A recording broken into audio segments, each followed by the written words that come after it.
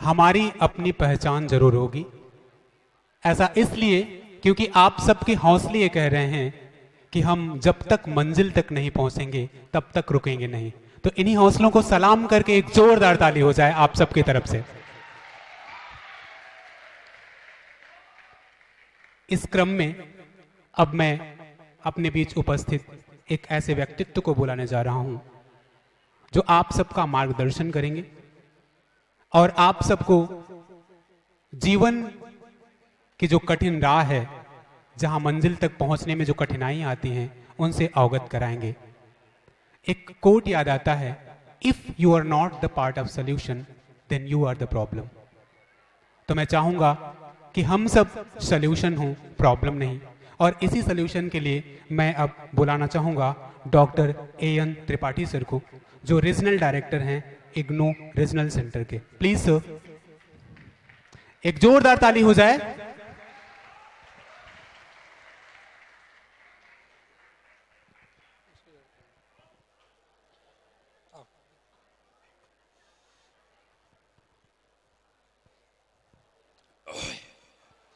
आदरणीय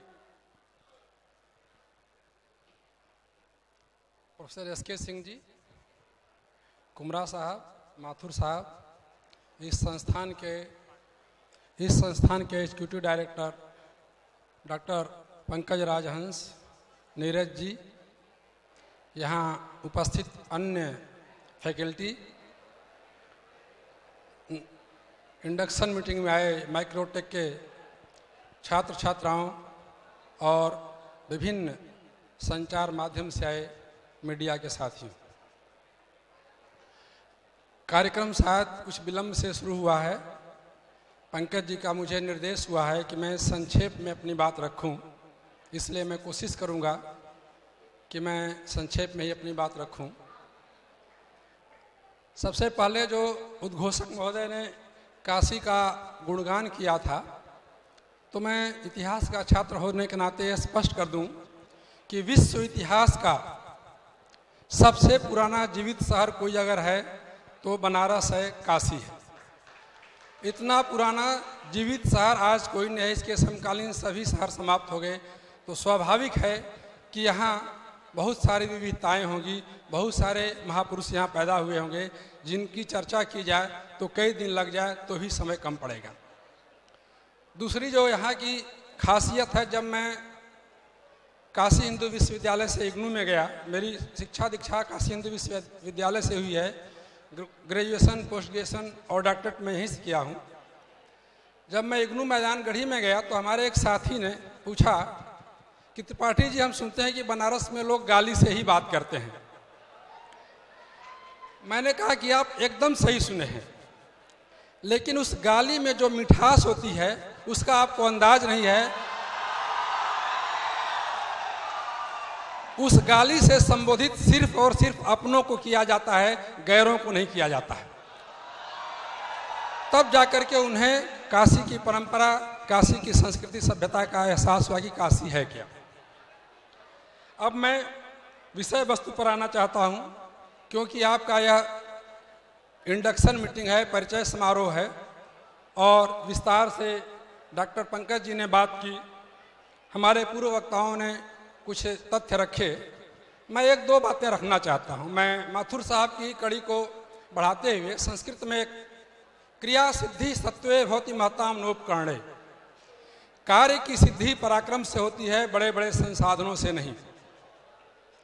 आपको बहुत सारी सुविधाएं यहाँ उपलब्ध कराई जा रही हैं, बेस्ट फैकल्टी दी जा रही है, ई लर्निंग, ऑनलाइन परीक्षा, तमाम चीजें दी जा रही हैं। आपके सामने पंकज जी ने कुछ विशिष्ट लोगों को उपस्थित भी किया।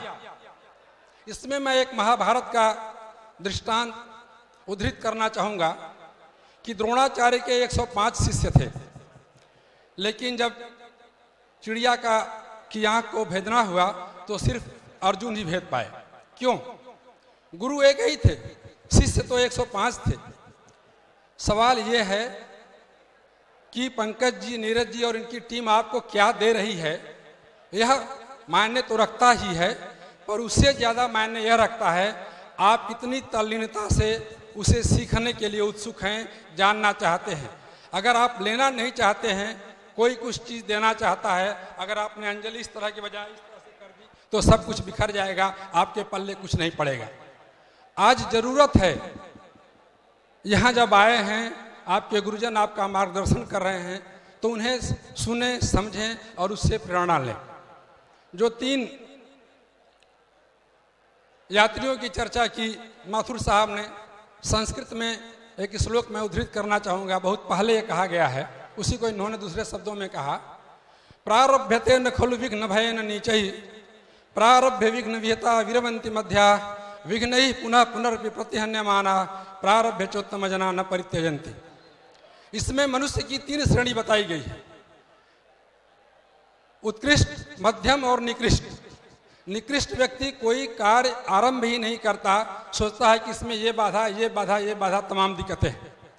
मध्यम श्रेणी की व्यक्ति काम आरंभ करता है लेकिन बाधाएं देख करके विचलित हो जाता है, बीच रास्ते से, जैसा आपने बताया, लौट आता है। लेकिन जो उत्कृष्ट श्रेणी का पुरुष होता है, जब वो अपना लक्ष्य तय कर लेता है, यहाँ चलना है, इस राह तक, इस मंजिल तक पहुँचना है, तो रास्ते में कितनी भी बाधाएं आएँ, कोई भी परेशानी उसे विचलित नहीं करती, वह अपनी मंजिल तक पहुँच कर ही रुकता है।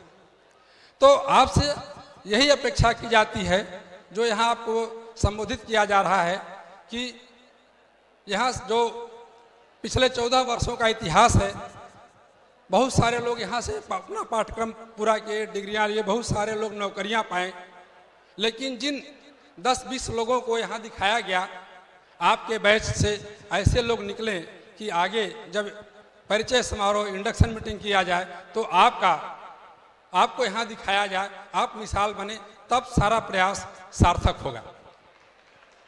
मैं आपसे 2-3 बातें शेयर करना चाहता हूँ। मैं चूँकि इग्नू से आया हूँ, मेरा इग्नू का अध्ययन केंद्र भी माइक्रोटेक में चलता है।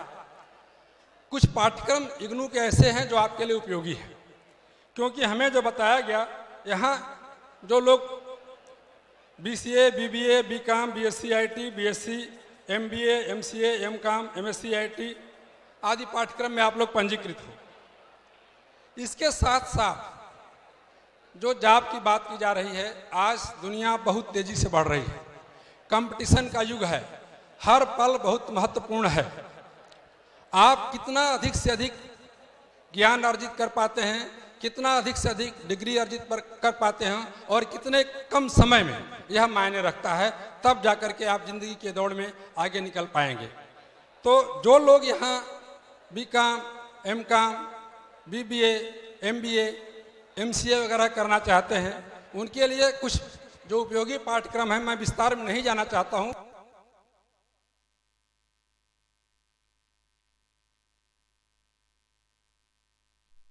अगर वो लोग उस पाठ्यक्रम में पंजीकृत होकर साथ ही साथ दोनों डिग्री वैध रहेगी, उसका भी लाभ उठा सकें, तो ज़िंदगी के दौड़ में अन्य लोगों की अपेक्षा वो ज़्यादा आगे निकल सकते हैं। जैसे certificate business skill, certificate functional English, certificate human rights, certificate information technology, certificate disaster management, certificate environmental studies, certificate cyber law, ये सारे जो पाठ्यक्रम हैं, मैं कुछ एक का इसलिए उद्धृत कर रहा हूँ जो सीधे सीधे आपके पाठ्यक्रम BCom, MCom, MBA, MCA, BCA से जुड़े हुए हैं। अगर साथ ही साथ आप अपना ये पढ़ाई करते हुए इन पाठ्यक्रमों में भी पंजीकृत होकर के ये भी डिग्रियां हासिल कर सकेंगे, तो यह आपके लिए उपयोगी रहेगा। दोनों डिग्रियां वैलिड रहेंगी और फिर आप जब इन डिग्रियों के साथ ये एडिशनल डिग्री लेकर के आगे नौकरियों के लिए जाएंगे तो आपके लिए अवसर ज़्यादा रहेंगे, आपका लक्ष्य तक पहुंचना आसान होगा। मैं उम्मीद करता हूं कि यहाँ जो प्रयास किया जा रहा है, जिस तरह से आपको प्रेरित करने की कोशिश की जा रही है, जो संदेश आपको यहाँ दिया जा रहा है, अपने लंबे व्याख्यान में पंकज जी ने जो विस्तार से चर्चा की, उसका एकमात्र उद्देश्य यही है कि आप जब यहाँ पंजीकृत हुए हैं, जिस संस्थान का इतना गौरवपूर्ण इतिहास रहा है, उसमें आप एक मील का पत्थर साबित हों, आप भी उस तरह से चमकें जिससे न सिर्फ आपका नाम रोशन हो बल्कि इस संस्थान का भी नाम रोशन हो। इन्हीं शब्दों के साथ, इन्हीं शुभकामनाओं के साथ अपनी बात समाप्त करता हूं। धन्यवाद।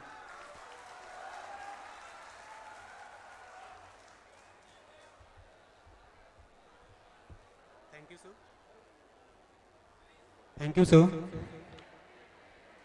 आप सब ने अभी A.N. त्रिपाठी सर से काफ़ी कुछ सुना जाना। उनकी बातों को मैं जहाँ तक समझ पाया, अगर हम में हौसला हो और हम निश्चित मार्गदर्शन में और ऐसे कुछ कदम जो हमारे लिए उपयोगी हैं समय पर उठाएं, तो हम निश्चित ही सफल हो सकते हैं। है वही सूरमा इस जग में जो अपनी राह बनाता है। बहुत प्यारी सी लाइन है और माइक्रोटेक के बच्चों के लिए है वही सूरमा इस जग में जो अपनी राह बनाता है, कोई चलता पद चिन्हों पे कोई पद चिन्ह बनाता है। तो माइक्रोटेक हमें ये बताइए कि आपको चिन्हों पे चलना है या पद चिन्ह बनाना है? पद चिन्ह बनाना है। अगर पद चिन्ह बनाना है तो एक जोरदार तालियों का आगाज जो ये बता दे कि आप पद चिन्ह बनाएंगे।